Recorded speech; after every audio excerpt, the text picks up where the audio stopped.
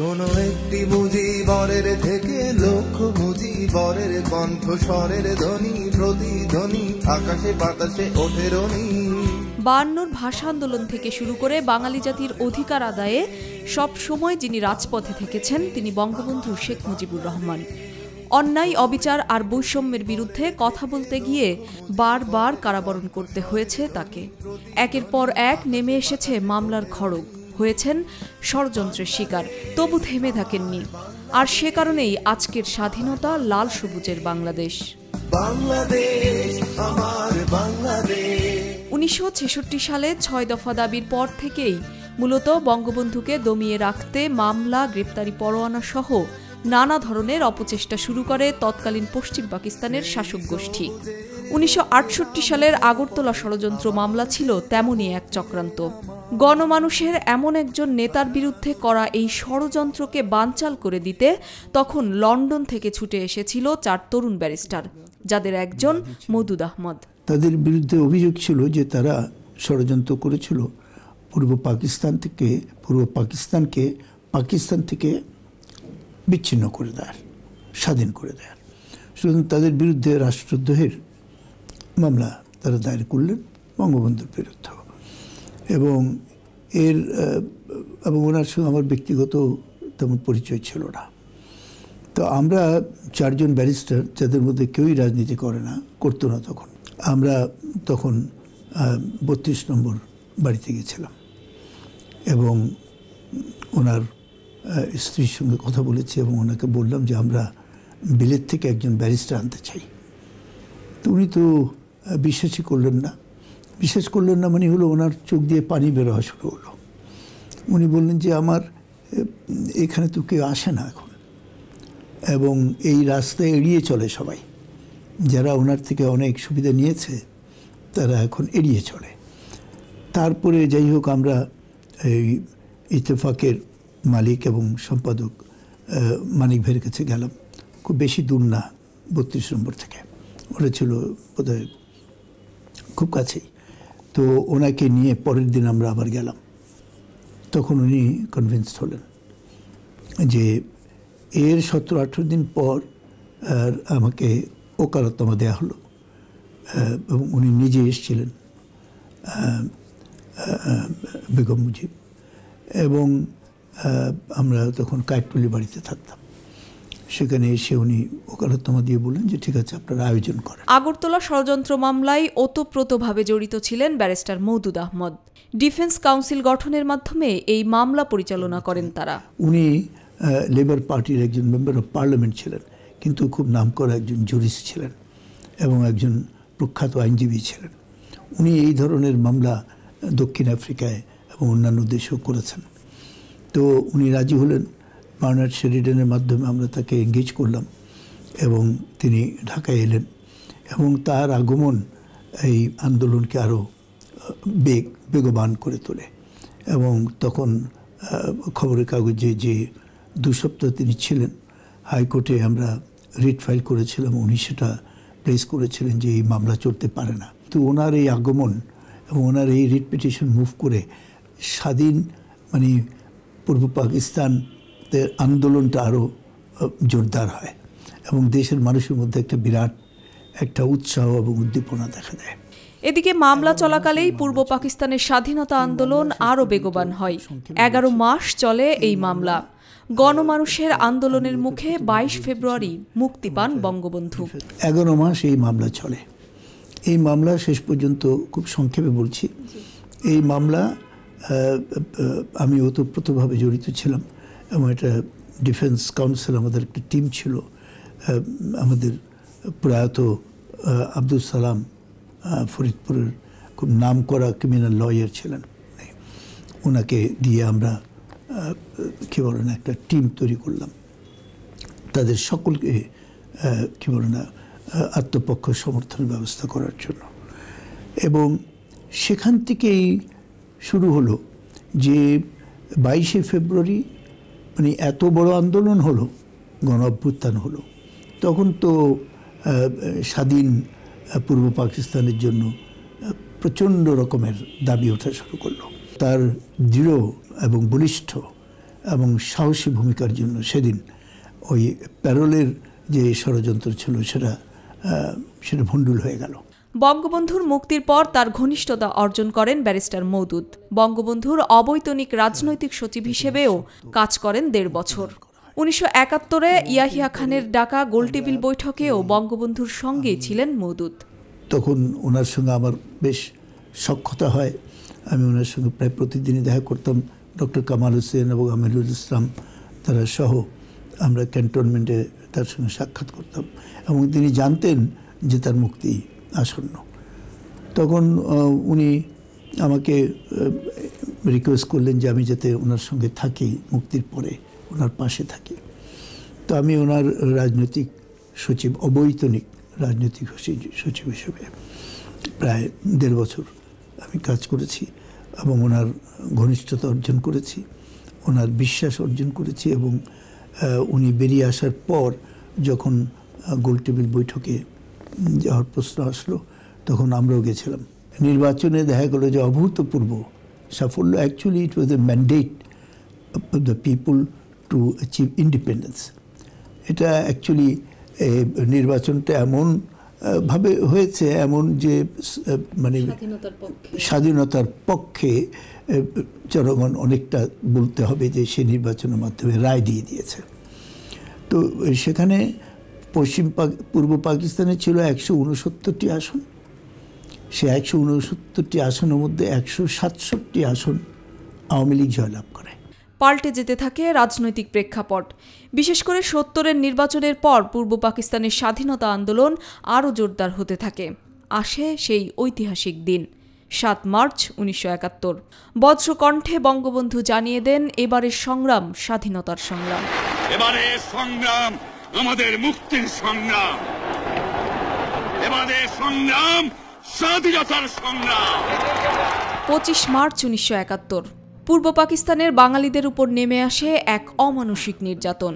সেদিন বর্তমান শেরাটন হোটেলের ছাদে বিদেশি সাংবাদিকদের সঙ্গে দাঁড়িয়ে মওদুদ আহমদও স্বচক্ষে দেখেছিলেন সেই চিত্র। সেটা ছিল ২৫শে মার্চ। আমি ছিলাম এখনকার শেরাটন হোটেল, তখন নাম ছিল ইন্টারকন্টিনেন্টাল হোটেল। সেখানে ১০ তলায় ওখানে ৪২ জন বিদেশি সাংবাদিক ছিল। আমি তাদেরকে ব্রিফ করতে গেছিলাম। ব্রিফ করতে গিয়ে আমি নিজেও আটকা পড়ে গেলাম, কারণ ওখানে ওই যে হোটেলের নোটিশ দিয়ে দিল কেউ যাতে হোটেলের বাইরে না যায়। তা আমি ওদের সাথেই ছিলাম এবং সেই পশ্চিমের সুইটে ১০ তলায় এই জার্নালিস্টরা সব দেখছে যে আর্মি সব বেরিয়ে আসতেছে। আমরা দেখতে পাচ্ছি ওরা ৭ মসজিদ রোড দিয়ে পিজি হাসপাতালের পাশ দিয়ে ওই রাস্তা গিয়ে, ওটাকে কি রাস্তা তখন বলা হতো, যাই হোক ওই রাস্তা আমরা দেখতে পাচ্ছি। তখন ওই জগন্নাথ হল পাশে পড়ছে। তখন সেখানে প্রচুর গোলা বিনিময় হলো। ছাত্ররা তখন মানে বুঝতে পেরেছে যে এরা তো স্বাধীনতা দেবে না। তো তারপরে ওরা ওইখান থেকে গিয়ে তারা ৩২ নম্বরে গিয়ে তারা ওনাকে গ্রেপ্তার করেছে। আমি হোটেল থেকে ফোন করেছিলাম। প্রথমবার টেলিফোন ঠিক ছিল। মোর্শেদ বলে একজন কুষ্টিয়ার একজন ওনার মানে সঙ্গে সবসময় থাকতেন। মোর্শেদ ভাইকে বললেন, মোর্শেদ ভাই বলেন আমরা দেখতে পাচ্ছি যে এরা সব কিন্তু ওই ধানমন্ডির দিকে যাচ্ছে, তো একটা ব্যবস্থা করেন। মানে হাউ মাউ করে কান্নাকাটি। তারপরে তার ১৫ মিনিট পরে টেলিফোন করে দেখলাম যে টেলিফোন লাইন সব ডিসকানেক্টেড। রাত্রিবেলায় ২:৩০-৩টার দিকে একটা এয়ারফোর্সের বাস আসলো হোটেলের সামনে। একটা ইয়াং অফিসার, সেই ইয়াং অফিসার আমাকে চিনত, বললো যে we have caught the big bird.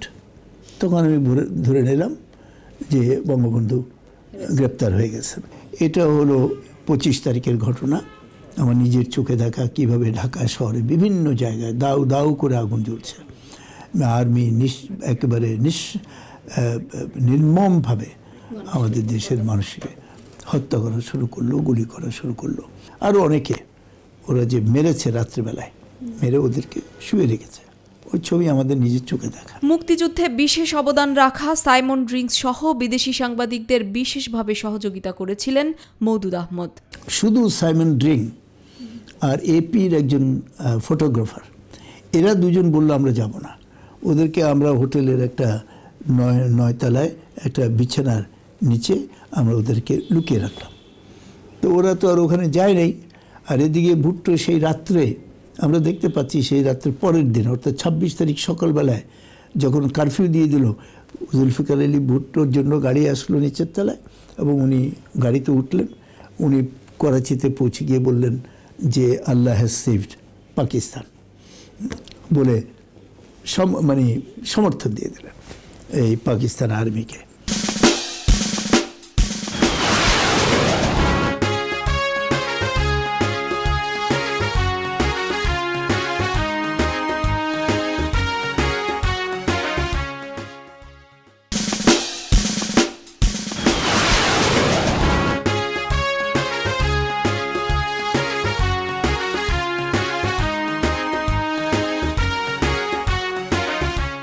যুদ্ধ শুরুর প্রথম ভাগেই এক ঘটনায় মৃত্যু ঝুঁকিতে পড়েন মওদুদ। বলা যায় সেবার ভাগ্যের জোরেই বেঁচে গিয়েছিলেন তিনি ও তার সহযাত্রীরা। আমরা চলে গেলাম আগরতলায়। আমাদের মূল উদ্দেশ্য ছিল একটা রেডিও স্টেশন স্থাপন করা, কিন্তু সেখানে কোনো রেডিও ইঞ্জিনিয়ার পাওয়া গেল না। সেজন্য আমি এবং মুস্তাফা মানোয়ার আবার ঢাকার পথে শুরু হলো আসতে। নরসিংদী পার হয়ে আমরা ঢাকার পথে প্রায়, তখন আমাদের বাসটা হঠাৎ থামিয়ে দেওয়া হলো। দেখলাম যে পাকিস্তান আর্মি সবাই একদম আমাদের ওটা বন্ধ করেছে। আমাদের সবাইকে নামতে বললো। আমরা নামলাম।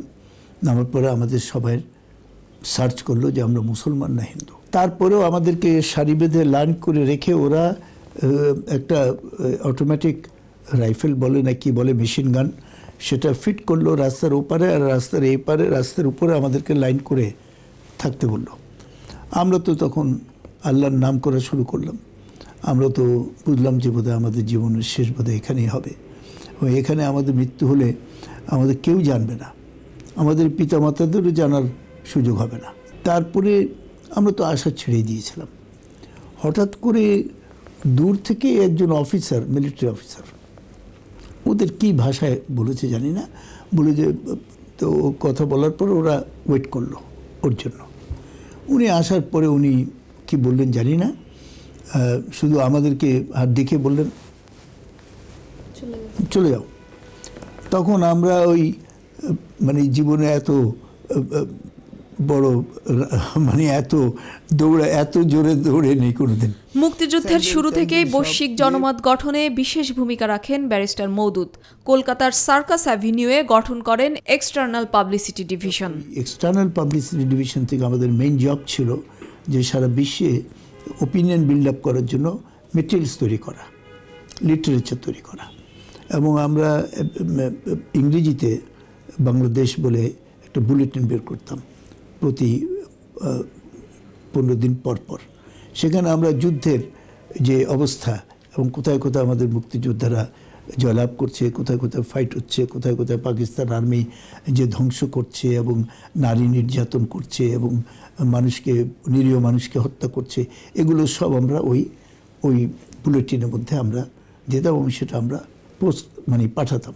তখন তো আর কম্পিউটার ছিল না, ইমেলও ছিল না, তখন আমাদেরকে নর্মাল পোস্টের মাধ্যমে পাঠাতে হয়েছে। সব সারা পৃথিবীর সব জায়গায় আমরা পাঠিয়েছি এবং এটা নিয়ে আমরা দিনরাত ব্যস্ত থাকতাম। আমি তো একটা সোফার উপরে শুয়ে সময় কাটিয়েছি প্রায় 7 মাসের মতো।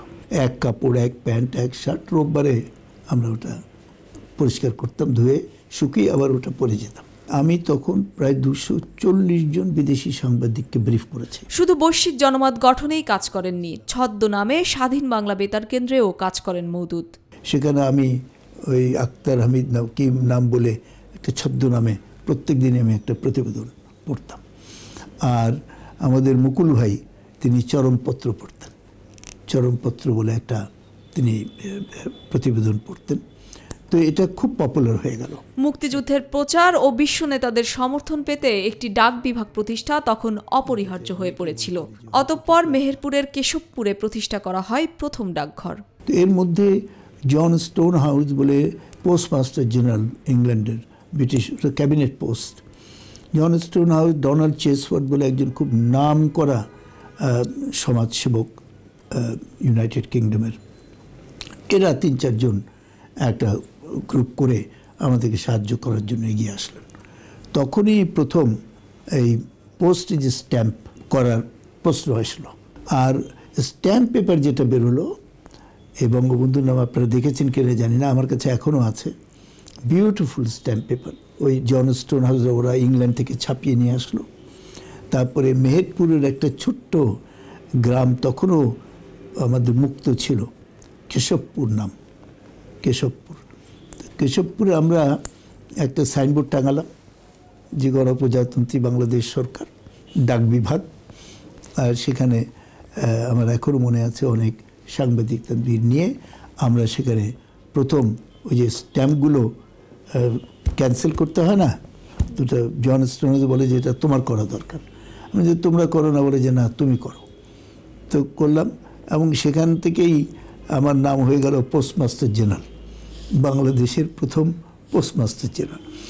তো এটা কোনো আনুষ্ঠানিকভাবে হয় নাই, কিন্তু এটা মানুষই বলা শুরু করে দিল, বিদেশিরা বলা শুরু করে দিল, যে আমি এটাতে খুব গৌরব বোধ করেছি। আমরা সেদিন ওই পোস্ট অফিসটা ওপেন করে আমরা সেখান থেকে প্রমাণ করার চেষ্টা করেছি যে বাংলাদেশের এই অঞ্চল এখনও মুক্ত এবং এখানে বাংলাদেশ সরকারের প্রশাসন চলছে। মুক্তিযুদ্ধের সময়কাল যখন দীর্ঘ থেকে দীর্ঘ হতে লাগলো, তখন শেষ দিকে এসে আন্তর্জাতিক গণমাধ্যমগুলো এ বিষয়ে সংবাদ প্রচার একেবারেই কমিয়ে দিয়েছিল। এমন একটি সংকটপূর্ণ মুহূর্তে গুরুত্বপূর্ণ ভূমিকা পালন করেন মওদুদ। সংবাদপত্রে আমাদের খবর প্রায় বন্ধই হয়ে গেল। সবাই বলল এটা প্রোটেক্টেড ওয়ার হবে, এটা অনেক বছর চলবে, এটাতে কী হবে না। সো জার্নালিস্ট যারা দুনিয়ার খবরের কাগজে আমাদের খবর যাতে রোজই কিছু বের হয়, এটা প্রায় বন্ধ হয়ে গেল। পিটার হেজেলহার্ট ছিল টাইমস, মানে ইংল্যান্ডের ডেইলি টাইমসের করেসপন্ডেন্ট, স্পেশাল করেসপন্ডেন্ট। আমি তাকে ফোন করলাম দিল্লিতে, বলে যে না তোমাদের এটা তো অনেক দিন চলবে, এটা তো কী বলে না তুমি, তবে আমি আসতে রাজি আছি, আমার এডিটর অ্যালাউ করবে যদি তুমি তাজউদ্দিন সাহেবের সঙ্গে আমার একটা ইন্টারভিউর ব্যবস্থা করে দাও। তখন পিটারকে বললাম যে ঠিক আছে আমি দেখি। তো আমি তাজউদ্দিন সাহেবের কথা বললাম। আমিরুল ইসলাম ছিল principal aide to the prime minister at that time. He played a very important role. উনি আসলেন, ওনাকে ইন্টারভিউ করলো। ইন্টারভিউ করার পরের দিন এই টাইমস পত্রিকায় বেরোলো যে মানে ওনার ছবি দিয়ে যে এই যুদ্ধ চলবে যতদিন পর্যন্ত স্বাধীনতা অর্জিত না হবে। ওটা একটা বিরাট রিয়াকশন হলো। পিটার হেজেলহার্ট করলো কি, দিল্লিতে ফিরে না গিয়ে ওই সল্টলেকে গেল। সল্টলেকে গিয়ে ও তো মানে এত ওর মন খারাপ হয়ে গেল, ও আমাকে টেলিফোন করে বললো যে Moudud, I am going to shake the world. কী হয়েছে? বলে যে কাঁদছে, হি ওয়াজ ক্রাইং। বলে যে তুমি জানো না এখানে রোজ এখানে 400-500 শিশুর জন্ম হচ্ছে, আবার 200-300 শিশু মারা যাচ্ছে। এখানে পানি হলো হাঁটু নাগাদ, এখানে কোনো খাবার পানি নাই, কোনো ওষুধ নাই, কিছু নাই। সুতরাং আমি এটাকে ব্লো আপ করতে চাই এবং I want to tell the world what is happening. তো ওটা একদিক দিয়ে আমাদের জন্য ভালোই হয়েছে। It was a blessing in disguise, in the sense that ওই যে শরণার্থীদের মানবতার অবস্থা, এইটা প্রচণ্ডভাবে শেক করেছে। আস্তে আস্তে সব বিদেশি সাংবাদিকরা আবার আসা শুরু করলো। অগাস্ট, সেপ্টেম্বর, অক্টোবরে ওরা সবাই আসলো। তারপরে তো শেষের দিকে তো জনমত এত সৃষ্টি হলো যে কত হলো যে পাকিস্তান আর্মি সারেন্ডার করলো। অবশেষে দীর্ঘ 9 মাস যুদ্ধ শেষে এলো স্বাধীনতা, মুক্তি পেলেন জাতির পিতা।